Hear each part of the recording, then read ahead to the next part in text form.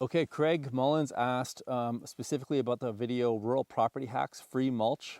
And so we got a bunch of free mulch this year from our local power company. They were maintaining the lines and they needed a place to drop the mulch off. And so we let them drop it off in our top field. And so his question is there any way to identify the species of the mulch? In our area, we have a lot of pine, but I don't want that in my soil.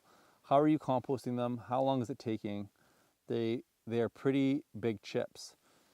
Yeah, so first of all, I'm not dogmatic about the type of wood mulch that I get. People get really worried. It's crazy. There's this like insane phobia around the use of pine and spruce and fir needles because people think that they're acidic and they get really worried about whether or not it's going to destroy their soil. Anything that has lived can live again.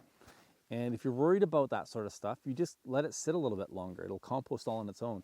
It's funny because after a tree gets mulched, it pretty much starts composting within a few hours because there's a lot of chlorophyll in the needles themselves. And so that's where all the nitrogen in the tree is.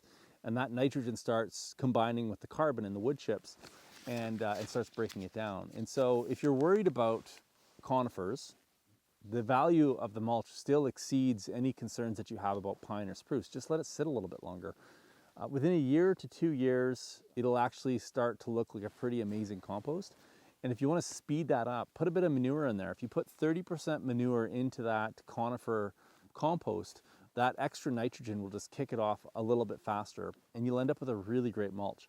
I use conifer mulch all the time in my gardens and I know I get criticized for it, but honestly it's fantastic. It breaks down into lovely pathways. Over time, worms and all sorts of microbes and macro, like arthropods are crawling through there and breaking it down. And I just keep adding it in and it's just feeding the garden with carbon and organic material. So I don't worry about the species. But if you have a lot of pine in the area and you are worried about the species, it's probably going to be full of pine. So you'll want to take a look at that. I have enough land here that if I get a load like that every year, I'll be able to let that mulch sit for 5 years. It just gets better and better. With regarding the wood chip size, you actually want larger chunks of wood. You don't want the small stuff like sawdust. Sawdust is really good for composting toilets because for the exact reason you don't want sawdust in your compost, you want it in your composting toilet. Sawdust, because of the small particles, will prevent air exchange, which is really good when you've got a really stinky Grogan sitting in a bucket.